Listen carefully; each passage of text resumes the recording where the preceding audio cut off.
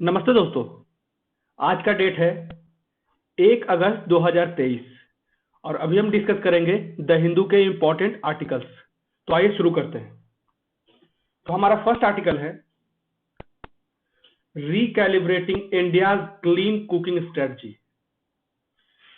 इसमें राइटर कहते हैं कि जो हमारा एलपीजी है उसको प्रोत्साहित करने के लिए सरकार ने प्रधानमंत्री उज्ज्वला योजना का शुरुआत किया, जिसके कारण बहुत ही सकारात्मक परिणाम निकले और देश में बहुत तेजी से एलपीजी का प्रसार हुआ, खासकर ग्रामीण क्षेत्रों में। परंतु वर्तमान समय में कच्चे तेल की बढ़ती कीमतों एवं अन्य विदेशी पारिस्थितिकी घटनाओं के कारण, जो जैसे यूक्रेन और रूस का जो युद्ध चल रहा है और भी जो चीन के साथ कॉन्फ्लिक्ट चल रहा है, तो कच्चे तेल के दाम बढ़ने के कारण एलपीजी का निरंतर दाम बहुत तेजी से बढ़ता जा रहा है, जो ग्रामीण क्षेत्रों में एलपीजी को प्राप्त करने के लिए अक्षमता दिखती है। जो ग्रामीण क्षेत्रों में जो गरीब लोग हैं वो एलपीजी का यूज करने में असक्षम दिख रहे हैं। ठीक है, तो इसके लिए एक नया ऑप्शन लाने की बात चल रही है राइटर के द्वारा, जैसे ई कुकर। ठीक है, जो भी इलेक्ट्रिसिटी से चलता है और इलेक्ट्रिसिटी से चलता है, तो इसमें कहा जा रहा है राइटर के द्वारा कि कहीं सरकार की ऐसी स्ट्रेटजी तो नहीं है कि एलपीजी का जो दाम है उसको बढ़ाया जा रहा है, जिससे कि जो इलेक्ट्रिसिटी इक्विपमेंट है उसका इस्तेमाल में बढ़ावा दिया जा सके। जैसे मान लीजिए 8 रुपए प्रति यूनिट भी हमारा इलेक्ट्रिसिटी का बिल आता है, तो भी अभी देखेंगे तो एलपीजी के वर्सेज में इलेक्ट्रिसिटी ज्यादा चीपर होगा, ज्यादा सस्ता होगा। ठीक है, तो इसी का पूरा आर्टिकल अभी हम डिस्कस करते हैं। तो इसमें कहा जा रहा है कि पिछले 15 वर्षों में भारत सरकार ने शहरी परिवारों, गरीब और ग्रामीण परिवारों में एलपीजी का अपनाने में, जो एलपीजी को विस्तारण के लिए, एलपीजी के उपयोग के लिए बढ़ावा देने में सक्षम रहे, सफल हुए। ठीक है, तो इसी में कहा जाता है कि ये जो 2009 में शुरू की गई ग्रामीण वितरण योजना से आज ग्रामीण वितरण आधार को कुल एलपीजी वितरक आधार के 18% से 60% तक, बहुत बड़ा डिफरेंस है। ठीक है, 18% से 60% तक बढ़ाने में मदद मिली। महत्वाकांक्षी प्रधानमंत्री उज्ज्वला योजना ने 2016 में 9.5 करोड़ से अधिक नए परिवार को एलपीजी कनेक्शन प्रदान किया। प्रश्न यहाँ पे ये उठता है कि भारत को एलपीजी अपनाने में सुधार के लिए कब तक सब्सिडी देने की विचार करनी चाहिए और अन्य कोई विकल्प तलाशने की जरूरत है या नहीं। तो एलपीजी के बारे में थोड़ा बैकग्राउंड जान लेते हैं। ऊर्जा, पर्यावरण और ऊर्जा परिषद द्वारा आयोजित भारत आवासीय ऊर्जा उपभोग सर्वेक्षण के अनुसार हाल के दिनों में खाना पकाने के लिए प्राथमिक ईंधन के रूप में एलपीजी का उपयोग करने वाले भारतीय परिवारों की हिस्सेदारी 2011 में 33% से बढ़कर 2020 में 71% हो गई। 11 में मात्र 33% लोग ही एलपीजी का उपयोग करते थे, वहीं 2020 में 71% लोग एलपीजी का उपयोग करने लगे खाना बनाने के लिए। यह एक स्पष्ट संकेत था कि भारतीय परिवार स्वच्छ खाना पकाने के समाधान अपनाना चाहते हैं और नीतियों के द्वारा प्राथमिकताओं और वित्तीय बाधाओं को दूर कर सकती है। हालांकि एक तरफ कोविड-19 महामारी के बाद से सामने आई वैश्विक घटनाओं और उसके परिणाम स्वरूप आजीविका और आय में हानि के कारण, और दूसरी तरफ यूक्रेन पर रूसी आक्रमण और उसके परिणाम स्वरूप कच्चे तेल तथा उत्पादों की कीमतों में उछाल और अस्थिरता ने भारतीय घरों में एलपीजी के सार्वभौमिक उपयोग की संभावनाओं को कम कर दिया। ठीक है, जिसके पास आमदनी ही नहीं होगी वो एलपीजी का इस्तेमाल कैसे करेगा। अब देख लेते हैं 2020 में कोविड-19 की शुरुआत के साथ सभी उपभोक्ताओं के लिए एलपीजी खपत के लिए सब्सिडी वापस ले ली गई। ठीक है, फिर वित्त वर्ष 2011 में प्रधानमंत्री गरीब कल्याण योजना के तहत सभी पीएमयूवाई उपभोक्ताओं को 3 मुफ्त सिलेंडर प्रदान किए गए। शुरुआत में इनकरेज करने के लिए, ज्यादा से ज्यादा एलपीजी का उपयोग करने के लिए प्रधानमंत्री उज्ज्वला योजना के द्वारा 3 सिलेंडर मुफ्त दिए गए।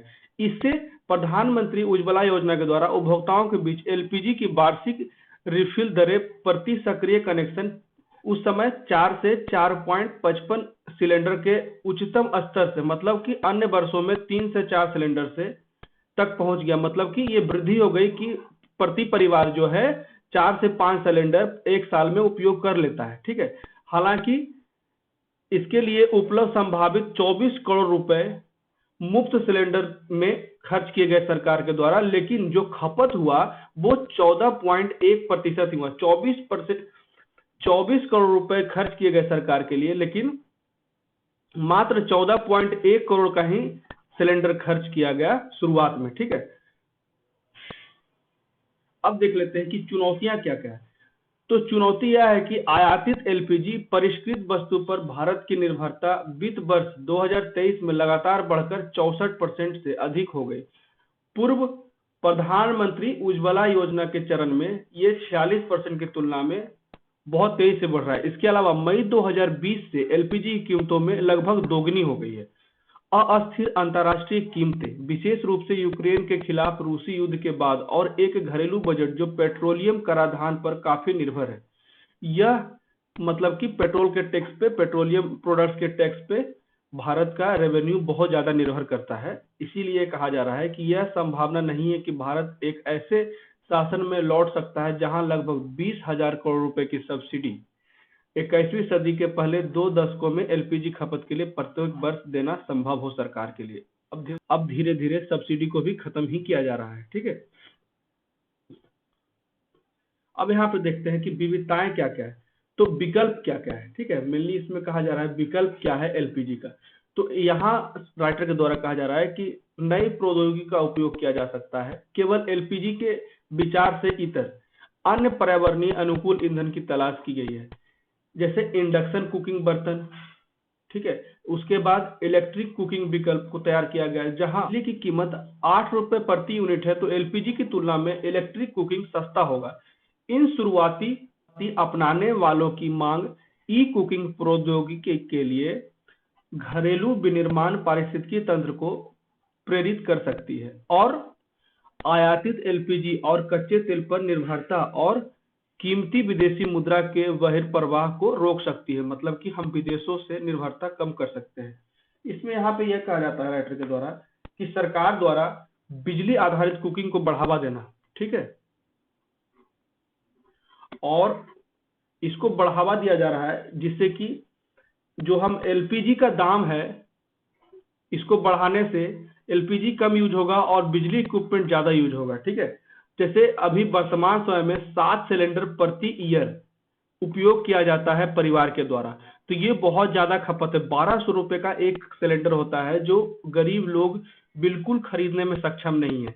तो यहाँ पे सरकार के द्वारा कहा जा रहा है कि अगर एलपीजी पे निर्भरता कम करना है तो बिजली से उपयोग किए जाने वाले संयंत्रों को प्रमोट करना चाहिए। इसी के लिए वो एलपीजी के दाम को बढ़ाया जा रहा है, जिससे कि बिजली पर आधारित खाना पकाने की जरूरतों को लोग खरीद सके, जिससे कि जो हमारा नॉन रिन्यूएबल रिसोर्सेज पे निर्भरता है वो कम हो सके और इलेक्ट्रिसिटी पे निर्भरता ज्यादा हो सके, जिसको बाद में सोलर से कनेक्ट किया जाएगा। ठीक है, तो नए लॉन्च किए गए कार्बन बाजार के साथ भारत वास्तव में इन बचाए गए, जैसे कि अभी जो कार्बन ट्रेडिंग होता है,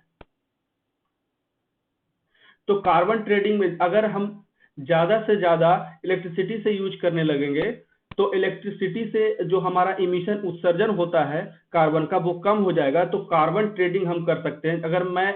अगर हमारा देश कार्बन का उपयोग कम करेगा तो कार्बन ट्रेडिंग हम लोग कर सकते हैं, जिससे कि हमें अच्छा खासा पैसा भी मिलेगा और गरीब ग्रामीण समुदाय को ई खाना मतलब कि इलेक्ट्रिसिटी पे खाना पकाने को अपनाने के लिए आवश्यक पूंजी को वित्त पोषित करने में मदद मिलेगी। बहस को केवल एलपीजी सब्सिडी से आगे बढ़कर वित्त पोषण और व्यवसाय मॉडल की ओर ले जाने की जरूरत है, जो समाधान के एक समूह के माध्यम से भारत की जलवायु और स्वच्छ वायु लाभों के लिए स्वच्छ खाना पकाने के बदलाव को महत्व देता है। ठीक है, यहाँ पे यही समझाया गया राइटर के द्वारा कि कैसे हम एलपीजी से स्विच करके इलेक्ट्रिसिटी पे आ जाते हैं। ठीक है, और इलेक्ट्रिसिटी पे आएंगे तो हमारा जो इमिशन है कार्बन का वो कम हो जाएगा, तो जिससे कि जिस देश का भी कार्बन का इमिशन ज्यादा होगा तो उसे हम कार्बन ट्रेड कर सकते हैं और अच्छे खासे पैसे कमा सकते हैं और उसको देश के विकास में या फिर इसी एनर्जी के लिए प्रमोट करने के लिए जो जिसमें कार्बन का इमिशन कम होता है उसके लिए सरकार वित्त पोषण कर सकता है। ठीक है, अब देख लेते हैं अगला आर्टिकल। कहा जा रहा है women do 7 hours of house work main under 3 hours. मतलब इसमें कहा जा रहा है जो महिलाएं हैं वो घर के कार्य में 7 घंटे से ज्यादा समय अपना देती है, जबकि एक पुरुष 3 घंटे से भी कम अपना समय देता है। तो इसी पे बहस किया जा रहा है, जिसमें तमिलनाडु सरकार कहती है 24 जुलाई को तमिलनाडु सरकार ने महिलाओं की बुनियादी आय योजना के लिए, ये 2 महिलाएं थी, कलैगनार मगलियर या उर्मिया थोगई थिट्टम, ठीक है, ये 2 महिलाएं आवेदक थी जो इसके लिए आगे बढ़ी थी, के पंजीकरण की सुविधा के लिए शिविर शुरू किया गया। महिलाओं के अवैतनिक श्रम को मान्यता देने के उद्देश्य से यह योजना के जरूरतमंद परिवार में महिलाओं को प्रति माह 1000 रुपये प्रदान करेगी। जून में मद्रास उच्च न्यायालय ने माना कि गृहिणी है वो पति द्वारा खरीदी गई घरेलू संपत्तियों में बराबर की हिस्सेदार है, ठीक है। आमतौर पर विवाहों में पत्नी बच्चों को जन्म देती है और उनका पालन पोषण करती है तथा घर की देखभाल करती है, जिसमें पुरुष की कोई भागीदारी नहीं होती है या कम होती है। इस तरह वह अपने पति को उसकी आर्थिक गतिविधियों के लिए मुक्त स्वतंत्र छोड़ती है, जिससे उसे घरेलू टेंशन ना हो। तो इसी के लिए राइटर कहते हैं कि अगर महिलाएं पुरुषों को उनके रोजगार के लिए स्वतंत्र छोड़ती है तो उनके रोजगार में भी इनका हिस्सा होना चाहिए। ये अदालत के द्वारा कहा जा रहा है, ठीक है। सरकार और न्यायालय दोनों ने न केवल महिलाओं द्वारा की जाने वाली अवैतनिक देखभाल और घरेलू कार्यों पर प्रकाश डाला है, बल्कि उनके योगदान को मान्यता देते हुए महिलाओं के पक्ष में कल्याणकारी उपायों और फैसलों की भी घोषणा की है। इस तरह के काम में खाना पकाने, सफाई, कपड़ा धोने, घरेलू प्रबंधन, रखरखाव, किराने की खरीदारी, बच्चों की देखभाल, बीमार या बुजुर्ग सदस्यों की देखभाल जैसे घरेलू विशिष्ट कार्य शामिल हैं। इसके अलावा घरेलू काम का बोझ जितना अधिक होगा, श्रम बल में महिलाओं की भागीदारी उतनी कम होगी। यहाँ पे राइटर कहते हैं कि श्रम बल में महिलाओं की भागीदारी जितनी अधिक होगी उतना इसमें कम होगा। तो अगर जितना इसका जो दर है वो कम होगा तो मतलब कि ज्यादा से ज्यादा महिलाएं घरेलू कार्य में संलिप्त है, मतलब कि शामिल है। इस अवधि में शिक्षित महिलाओं की हिस्सेदारी बढ़ने के बावजूद भारत की महिला श्रम बल भागीदारी दर LFPR मतलब कि लेबर फोर्स पार्टिसिपेशन रेट में 20 से अधिक वर्षों से गिरावट आ रही है। मतलब कि लगातार घरेलू कार्य में महिलाएं की जरूरत अधिक है, महिलाएं ज्यादा घरेलू कार्य में ही लगी हुई है। तो इसमें चार्ट दिया गया है। जब शुरुआत में हम फिगर देखे थे, यहाँ पे 4 चार्ट बनाया गया है, ठीक है। यहाँ जो आर्टिकल आया इसमें राइटर के द्वारा 4 चार्ट बनाया गया है, 1 2 3 4। इसमें फर्स्ट में कहा गया है कि महिलाएं जो है LFPR in India and the enrolment rate for girls in class 10, इसको कंपेरिजन किया गया है। दूसरे चार्ट में कहा गया है the female LFPR to that of the their BRICS countries and selected South Asian countries. तीसरे में कहा गया है कि spend on unpaid care during a day for man and women. और चौथे में कहा गया है कि average time spend on unpaid care in day by men और वुमेन, ठीक है। तो अभी हम लोगों ने जो फिगर देखा उसी के अनुसार यहाँ कहा जाता है कि चार्ट 1 में 1990 के बाद से भारत में महिला LFPR और कक्षा 10 में लड़कियों के लिए नामांकन दर को दर्शाता है। नामांकन दर से तात्पर्य उस आयु की जनसंख्या में लड़कियों की कुल संख्या की तुलना में 10वीं में प्रवेश करने वाली लड़कियों की हिस्सेदारी से है।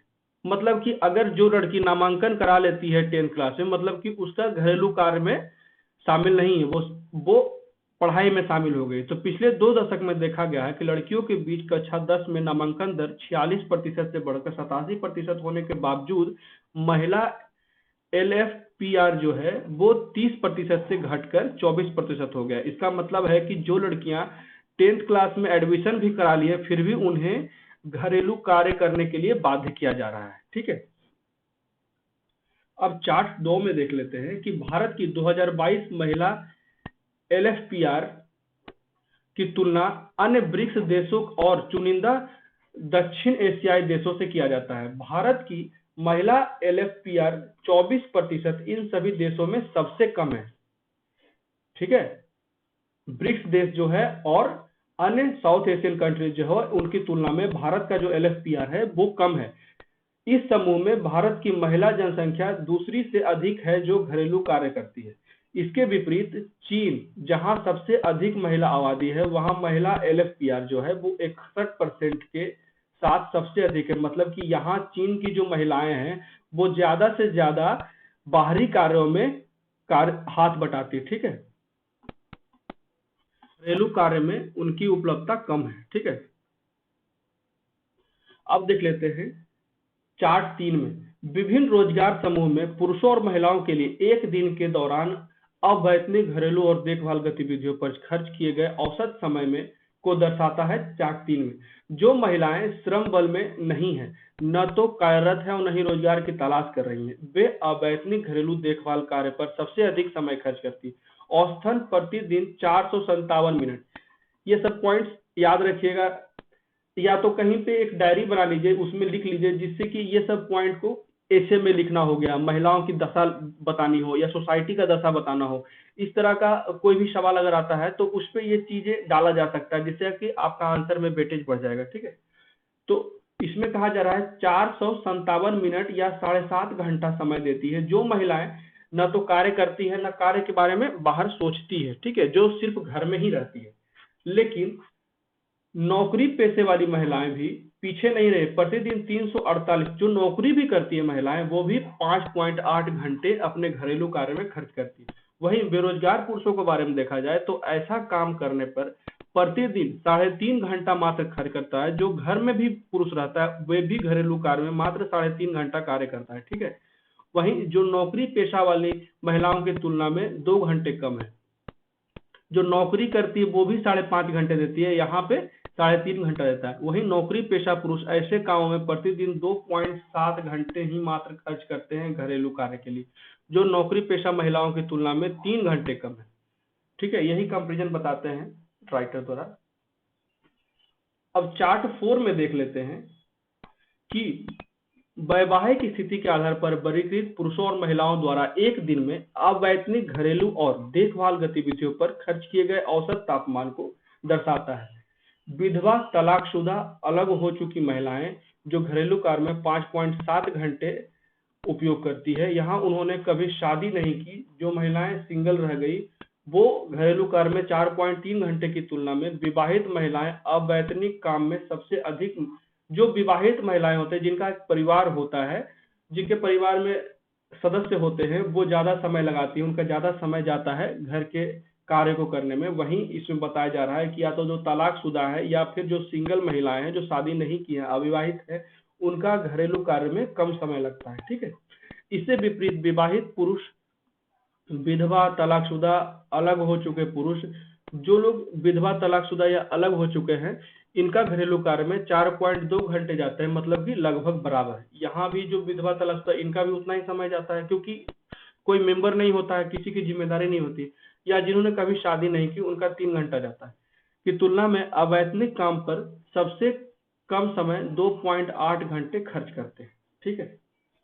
तो ये था आर्टिकल महिलाओं की दशा को, जो घरेलू कार्य में अपना समय देती है और उन्हें वेतन नहीं दिया जाता है। इसी पे तमिलनाडु सरकार ने एक इनिशिएटिव निकाली है कि उन्हें 1,000 रुपए प्रति माह दिया जाएगा, ठीक है। तो अब देख लेते हैं अगला आर्टिकल। तो इसमें कहा जा रहा है कि अभी सरकार के द्वारा एक नोटिस जारी किया गया, अकीरा रैंसमवेयर, ठीक है। अकीरा रैंसमवेयर के लिए सरकार द्वारा कहा गया है कि आप इससे सावधान रहिए। इसका मुख्य बात है, जो अकीरा रैंसमवेयर है, ये आपके सिस्टम में, आपके कंप्यूटर या लैपटॉप में फाइल में एक्सेस को, आप ही का एक्सेस बंद कर देता है, और वो आपसे उस फाइल को एक्सेस करने के लिए एक रैंसम, मतलब कि फिरौती जिसे कहते हैं, फिरौती का डिमांड करता है। अब देख लेते हैं अकीरा रैंसमवेयर। अकीरा रैंसमवेयर, सरकार ने इसके खिलाफ चेतावनी क्यों जारी की? सरकार ने एक गंभीर चेतावनी जारी की जिसमें उपयोगकर्ताओं और संस्थानों, निगमों से इस रैंसमवेयर की दोहरी जबरन वसूली की रणनीति और संभावित डेटा लीक से बचने के लिए मजबूत साइबर सुरक्षा उपायों को लागू करने का आग्रह किया है। भारत की कंप्यूटर एजेंसी रिस्पांस टीम, मतलब कि ये जो है CERTI, computer emergency response team ने अकीरा नामक रैंसमवेयर के लिए अलर्ट जारी किया है।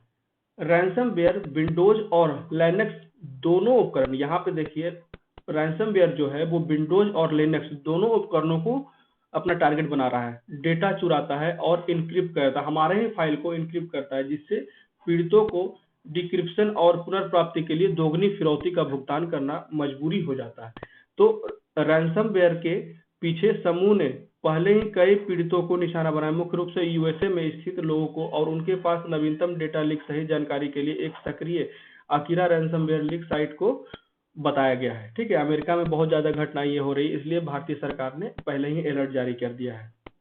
तो आगे अगर पूछा जाए कि अकीरा रैंसमवेयर क्या है तो आप बता सकेंगे। अब देखते हैं अकीरा रैंसमवेयर क्या है। अकीरा रैंसमवेयर को डेटा एन्क्रिप्ट करने, रैंसमवेयर नोट बनाने और प्रभावित उपकरणों पर विंडोज शैडो वॉल्यूम प्रतियां हटाने के लिए डिजाइन किया जाता है। रैंसमवेयर को इसका नाम सभी इनक्रिप्टेड फाइलों के फाइल के नाम को अकीरा डॉट अकीरा एक्सटेंशन के साथ जोड़ा जाता है। इसी के लिए इसको ये याद रखिएगा कि फाइलों के नाम के साथ इसका एक्सटेंशन जोड़ा जाता है, जिसको डॉट अकीरा कहते हैं, अकीरा एक्सटेंशन। इसी के लिए इस रैंसमवेयर का नाम अकीरा पड़ा है। रैंसमवेयर को प्रतिक्रियाओं को बंद करने या विंडोज सेवाओं को बंद करने के लिए डिजाइन किया गया है। ठीक है, हमारे ही एक्सेस को वो कंट्रोल करने लगता है, जो इसे प्रभावित सिस्टम पर फाइलों को एन्क्रिप्ट करने में रोकता है। अब देख लेते हैं एक छोटा और आर्टिकल जो है अल नीनो के बारे में।